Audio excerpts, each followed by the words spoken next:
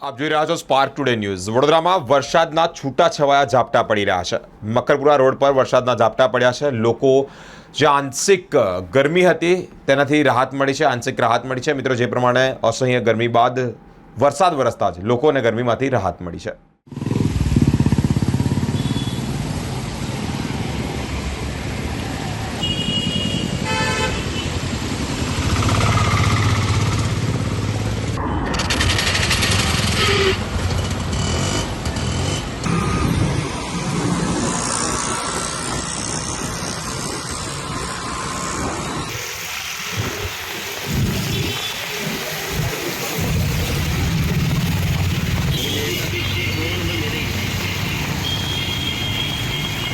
अभी गिरा।